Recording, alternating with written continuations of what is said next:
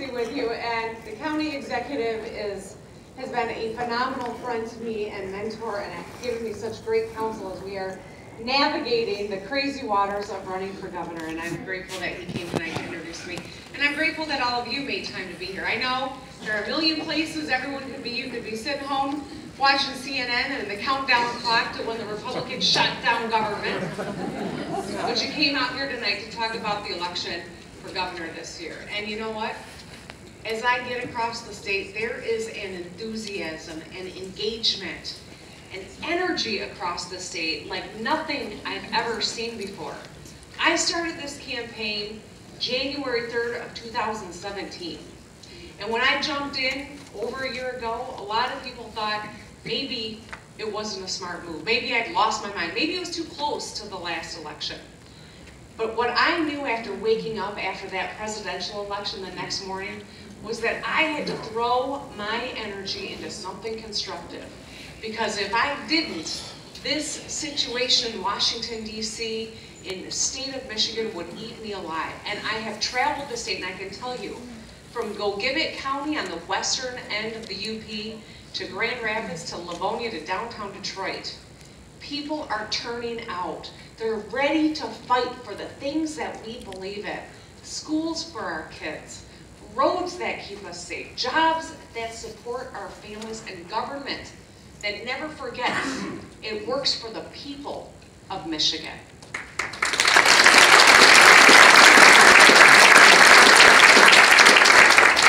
Now, I love the state of Michigan. I am a proud Michigander, and I recently found out on my mom's side we're fifth-generation Michiganders. I didn't even know that until relatively recently. But whether you are a fifth-generation Michigander or you've just chosen to make Michigan your home, we all deserve a state that keeps our individual interests at the heart of the work that is done at the state capitol. We deserve leaders who are honest with us, don't give us false expectations or managed expectations or false choices. They tell us the truth and they fight for the aspirations for our state, for the people who live here, and for the people we want to move to this state and make home. And I tell you, as much as I love this state, I look around at the Michigan that my kids are growing up in, and it doesn't resemble the one that I think of when I talk about my Michigan pride. You know, there was a point in time where people packed up their families, and they got in the car, they put all their belongings, packed up, and came to Michigan, because this was the state that invented the middle class. You could get a great job that paid you well enough. You could actually buy the car you were making, and raise your family up and retire with dignity in this state. And no matter what part of the state you lived in, you knew your child was going to get a phenomenal public education. You also knew that maybe they'd be able to go into one of our universities because we, the taxpayers, made sure that it was affordable for families. And when you turn on your tap, the water was going to be good enough to bathe your child and give them a glass of water at the dinner table.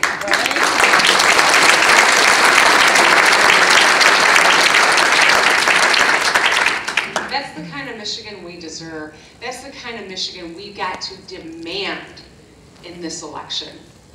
Now I have to tell you, I am no stranger to tough fights. I never, my mom raised me well enough. I never go out of my way looking for a fight. But you don't back down from a tough fight either. We've got some tough fights ahead of us. When I was the prosecutor in Ingham County, the judges asked me to come in and clean up the prosecutor's office that had been ravaged from a scandal. The workforce demoralized. Public lost all faith in the confidence in the office. And the judges asked me to come in and clean it up, and I took it on. When my colleagues in the Democratic caucus in the Senate asked me to be their leader, in a sea of Republicans, from Rick Snyder with his supermajority in the Senate to controlling the House too, I took it on. When governors of both parties took money out of the school aid fund to shore up holes in the general fund, I took them on. And when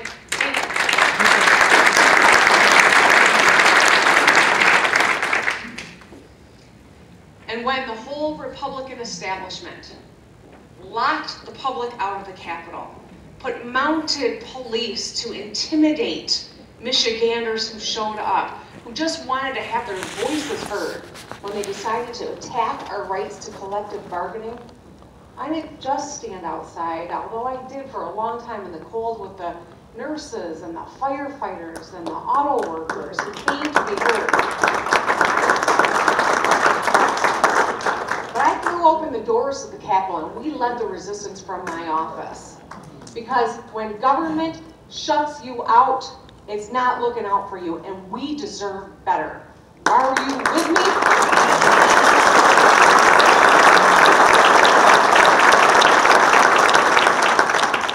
Now, I started by telling you how much I love this state, and I do. I am proud to have spent my whole life here. I'm proud to be a product of the public schools. I am a proud mother of 2 daughters who are in the public schools. And I am proud to also live in the city of East Lansing with my husband, Mark. We are kind of a new age Brady bunch. Mark brought 3 boys into the family and I brought 2 daughters. We're missing one and we're gonna keep it that way for some reason. But you know, we make our home in East Lansing, and I'm so grateful that I stayed in Michigan. And I want my kids to feel that way. I want your kids and grandkids to feel that way. It's because I was here in Michigan that when my mom got sick with brain cancer, I was able to take care of her at the end of her life. And I found myself at the age of 29 a member of the sandwich generation. And I see a few heads nodding, but for those of you who don't know what I mean when I use that phrase, I was sandwiched in between 2 generations of my family that I personally took care of all their health care needs. I had a mother who was 59 and dying of brain cancer, and a daughter who had given birth to 3 months before my mom died. I confronted a lot of things that a lot of people in our state confront every single day. Writing my mom's end-of-life plan, taking on an insurance company that wrongfully denied her chemotherapy drugs, worrying about daycare for my newborn or how I was going to continue to breastfeed when I went back to work. These are concerns that women and men across our state, not the breastfeeding for the men, but these are concerns that Michigan families are confronting every single day. I was able to have that 2 years, which were the toughest 2 years of my life, but I'm grateful that I was able to do it and take care of my mom, and it was because I was here in Michigan. I hope my kids make that same choice. I want all kids to be able to make that choice and write their stories right here. But in order to ensure that this is the state where they stay and others move to again, we got a lot of things we've got to fix in Michigan. We've had a succession of leaders who didn't want to dig in and make the tough arguments and set the agenda that fixes the problems that we are facing right now. We've got an education system that the DeVos family has ravaged after 25 years in charge.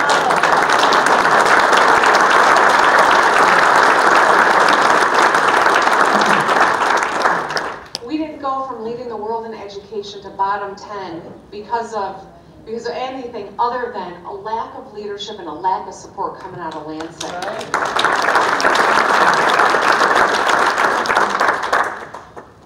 We've also got some of the worst failures in government that we've seen in decades, that we've seen in my lifetime, and perhaps in any of ours.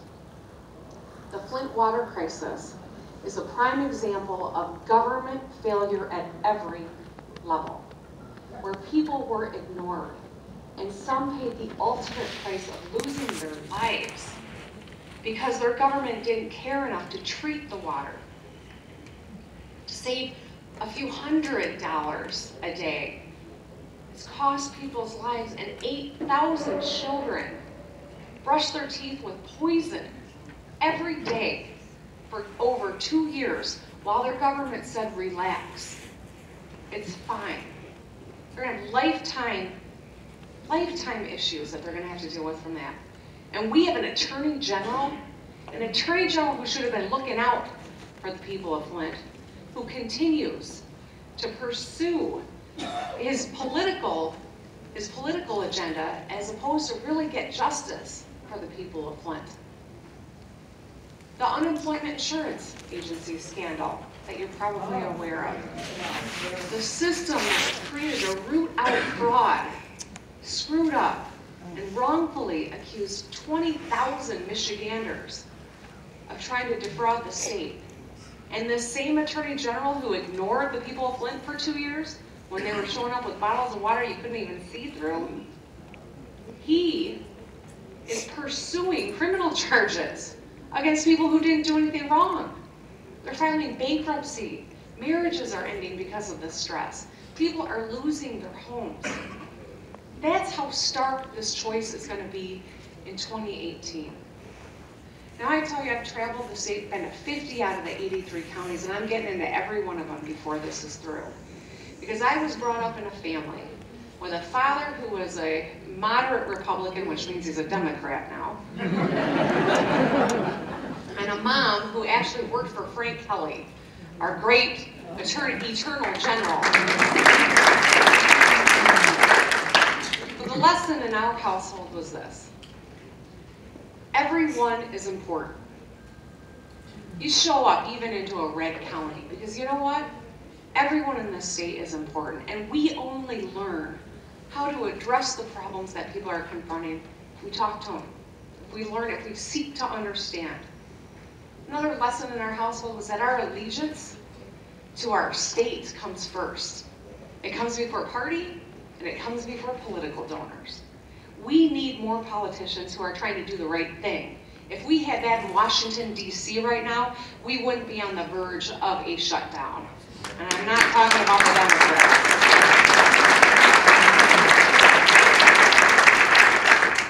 But the other lesson was that the best public servants are the ones that stay true to their values, but fight when their values are on the line, but seek to collaborate and solve problems where they can.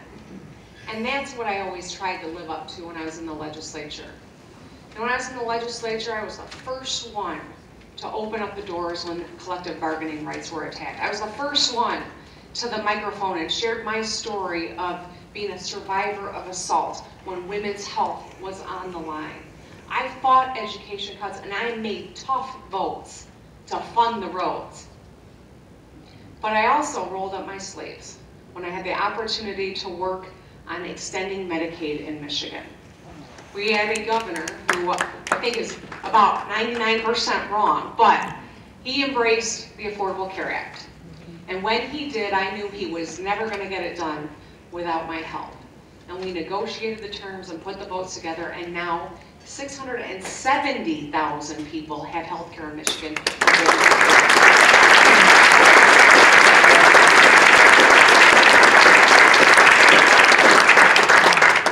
So the issues facing our state are urgent and they are serious, and the stakes couldn't be higher in this election. As I talk to people across our state, as I listen to what's standing in the way of people from achieving their goals and finding, a life that they can be proud of and secure in and happy with, they're the dinner table issues. We've got to make education work in Michigan again. We've got to support the heroes on the front line, the teachers and the parapros and the bus drivers and the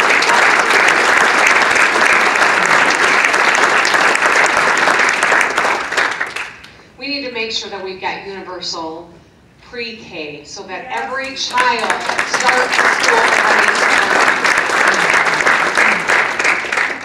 It's time to infuse early childhood support in our schools so that every fourth grader can read. Not we hold back people who can't, that we give the support so that every fourth grader can read.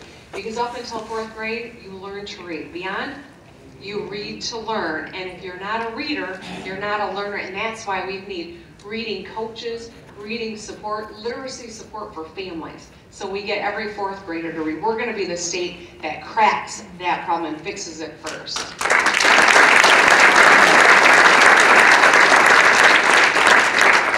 And every graduate of a Michigan high school is going to have a plan. whether it is they're going to pursue the 2-year free community college plan that I'm putting on the table, or they're going to use those 2 years toward a 4-year degree, or they're going to pursue a skilled trade. We're going to make sure every graduate is on the road to a high-wage job. I'm going to create the Department of the Great Lakes and Fresh Water here in Michigan.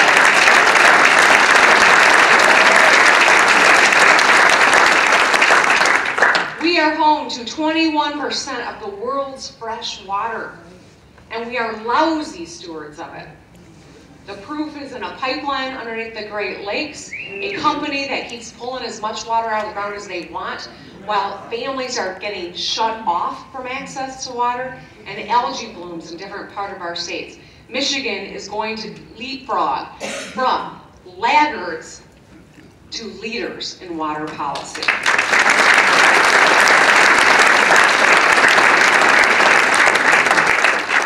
And we are going to put people to work in high-wage jobs by rebuilding the infrastructure in the state of Michigan.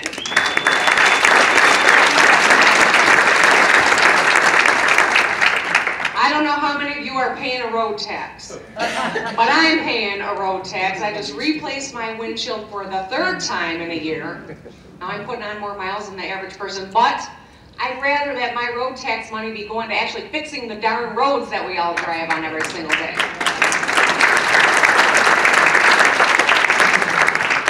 So as I get around the state, I am listening to people who have got a lot of wonderful stories, a lot of tough challenges, but I know that this party is the one that can fix the problems that we are facing as a state, that we can make this the state that people move to for opportunity again. I've been asked, are you running as a leader of the resistance? Are you running as this? Are you running as that? You know what? I'm running as a mom who cares about the kids of this state and wants to make sure every one of them have the support they need to have success in life. I'm running as a former prosecutor who has seen the inherent injustice and unfairness in our criminal system. I am running as a lawmaker who knows how to get things done.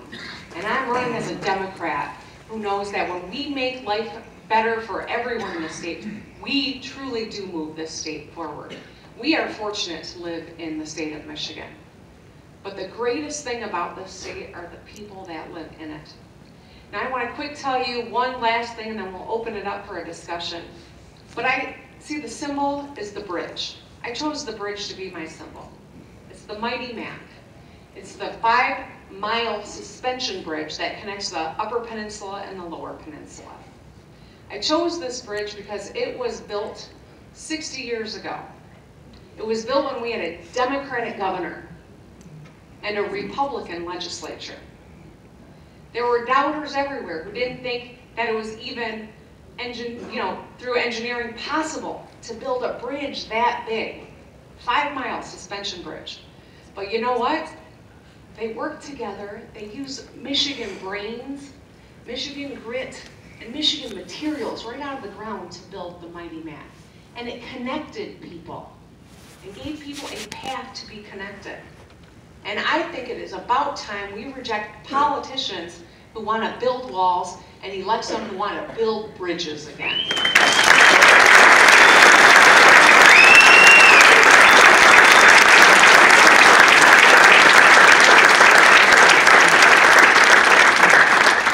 All right, let the mayhem begin. What do you got? Oh, okay, sorry. We have, sorry, this is why it's mayhem, because I don't follow the rules. So we do have some questions, and we'll go ahead and, everyone submitted questions, or if you haven't, if you have a note card, and pass them around to people that are collecting them. We've already received a lot of note cards, so we're going to go ahead and ask them. We'll start with education. The School Finance Research Collaborative, headed by Bob Moore out of Oakland Schools, finished its work this week. And we want to know what your plan is for implementing the collaborative's findings. Relatedly, how do private school vouchers and charter schools figure into your plans for school funding. Okay. You want to hand me that card so I make sure I hit everything? All right, I'll do my best. If I forget something pointed out, I'm sure you will. Okay, so this week, just this week, they announced that we are so far below what it really costs to adequately educate a child. How this study came to be was during the negotiations on a road plan that unfortunately didn't get passed. But during those negotiations, I put up some tough votes for roads. And in doing that, we had some negotiation about what would be a part of the plan. Number one is I got a veto guarantee out of the governor that he would veto any changes to prevailing wage. Number two, I got an adequacy study funded. So this is something that I've been working on for years, to actually be able to use science and metrics to assess what it really costs to educate a child in Michigan. Unfortunately, the governor bungled the adequacy plan, and now this independent collaborative came forward and did the work that I was trying to get started through our road package negotiations. Their findings, of course, are that we are way under investing in our children's education. That it's not just a matter of additional resources, it is about a real investment. They also found that not every child costs the same to educate, and that for equitable funding, we have to recognize that. Now this is we're very underfunded from where we should be, according to their research, and I, of course, buy into it and recognize that that's got to be the goal. It's going to take a real dedication to education funding. It's going to take a governor with a backbone of titanium to get the legislature, no matter what the makeup is, to make that kind of investment.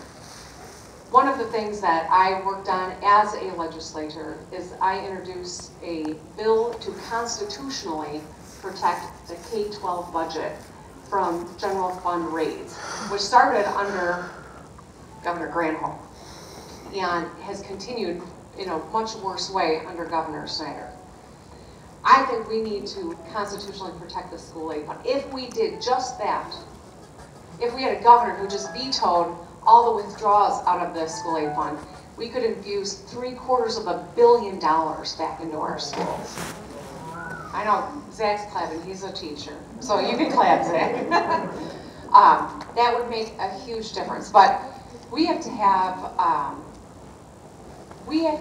a real accountability on cyber schools and on charter schools in Michigan.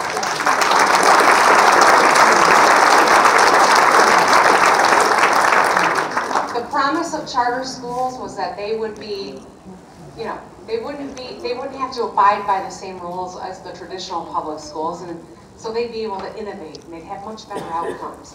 Well, the reality is that that's just not happening. In fact, charter school students are getting a worse education because charters open and close without any oversight. You have to have transportation to get to most of these charter schools, so it's not a real choice for families. And they don't have the same caliber teachers. But the worst part of the charter school system in Michigan is how many of them are for-profit. Think about that motivation. You want the motivation to be how much money you can put in your pocket when you're doing such important work of educating the children of this state. Now there are for-profit charters in other parts of the country. The national average is about 16% of charter schools are for-profit. Do you know what the average is in Michigan?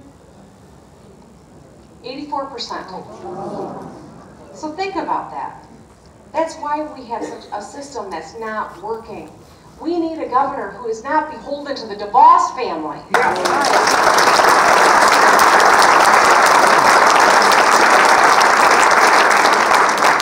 We need a governor who is going to veto legislative pet projects that take money out of at-risk and English language learners for their own pet projects and put another $100 million back into the foundation allowance for the children of this state.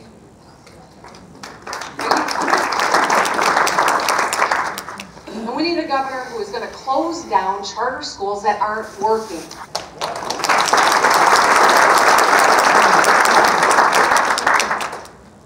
I don't even even know if I want to get started on cyber schools, but I think the same level of accountability needs to apply. And you know what? If our taxpayer dollars are going into any sort of a school setting and it's not yielding educated kids, then we need to close that down, unless it's a public school. Unless it's a public school. And if it is a traditional public school, we need to give more support. The state that is turning schools around, public schools with high poverty populations, is Tennessee.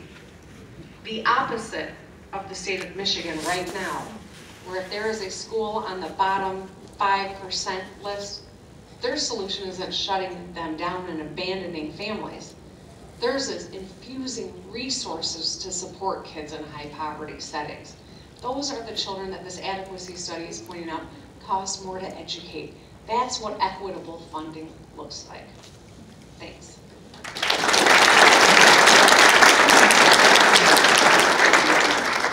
Our next question is, how will you make auto insurance more affordable? How will we make auto insurance more affordable? So, I served in the legislature for 14 years. I served with a woman named Martha Scott, who is now a county commissioner but was a state senator at the time. And every single day at the close of session, Martha G. Scott would go to the microphone and read a letter from a constituent who was paying outrageous auto insurance rates. There is no question that auto insurance rates in Michigan are the worst in the country. And the worst, the toughest, community, the community that's got it the toughest is the city of Detroit and people who live in Metro Detroit. Now the solution, I think, is a governor who appoints an insurance commissioner that actually scrutinizes increases in auto insurance. We've never had that in Michigan. There is a line in statute that says the insurance commissioner shall scrutinize, and no one's ever done it in Michigan. The solution is electing an attorney general who's actually going to be an advocate for consumers again in the state of Michigan.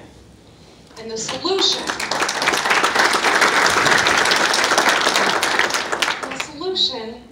is having a law on the books preventing redlining. So long as redlining is permitted, so long as an insurance company can decide your rates based on your marital status, or your education level, or your income level, so long as they're permitted to do that, we're never going to fix auto insurance. And that's why redlining has got to be a part of the solution. I am committed to bringing down auto insurance rates in Michigan. But we got to have a governor who doesn't do their work for the insurance industry, but does their work for the people of the state.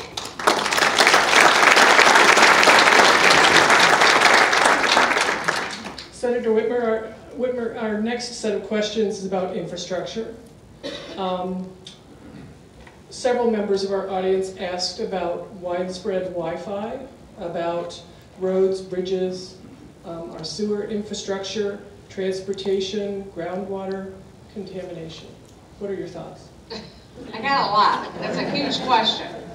But when I talk about infrastructure, and I'm very excited. So I've been running for over a year. And now that we're finally in the election year, I couldn't be more happy, frankly, because we're going to start rolling out planks to the platform now that people are starting to pay attention. And I'm excited about it because infrastructure is one of those issues that no matter what community you go into, it is one of the first things that people are concerned about, that want fixed in this state. Whether it is roads, or it is pipes under the ground, or it is broadband. I was in St. Ignace, Michigan, right across the bridge. And I was speaking with a realtor who told me that she was just about to close on a big piece of land in St. Ignace, overlooking the amazing waterfront. It was just a phenomenal piece of property, and this man was so excited to move to Michigan and bring his business there, and she said he was going to hire 50 people, and they were going to be good paying jobs, and ultimately he decided not to go through with it because they didn't have broadband. And you think about whether it's in the rural Upper Peninsula or it's in Western Washtenaw County where I was last night. Someone asked me if I was in Canton last night. It took me like a full minute to remember where I was last night. But broadband is a part of the infrastructure problem in Michigan. Until we get everyone connected, the kids in those communities aren't going to get the education that they need. The businesses in those communities aren't going to be able to compete. This is an equity issue as much as many of the other issues that we're talking about tonight are. So I define infrastructure as roads and bridges, water pipes under the ground, and broadband. We're going to have a really aggressive infrastructure plan in Michigan. And I'm not ready to throw it on the table tonight, but I can tell you that we're working on something that would change this state and put tens of thousands of people to work immediately, that would raise our quality of life and fix the roads that we are confronting. When I create that Department of Great Lakes and Fresh Water, one of their jobs is going to be making sure that we are overseeing infrastructure and that communities are doing storm sewer separation. Not the most exciting thing to talk about, but critical to our quality of life.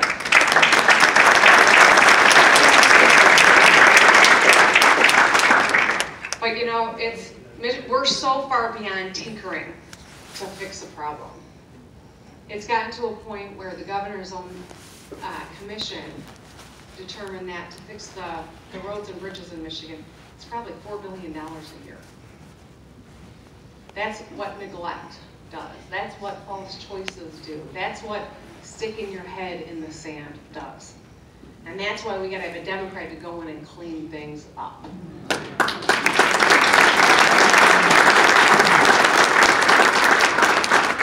So there have been a few questions about your, for lack of a better term, progressive street cred. And I think the question that best sort of summarizes it is the question is, are there changes or policies implemented by Governor Snyder that you would like and would continue? Okay. What do I like about, well, you know what I like? I like Medicaid expansion because I worked my butt off to make it a reality, and we're going to keep it going. When we passed it, 630,000 Michiganders signed up. This year, even despite that guy in the White House, 670,000 people in Michigan. So I appreciate the question because my grandmother taught me, you always try to find something good in anything. And Medicaid expansion is the thing I have for him.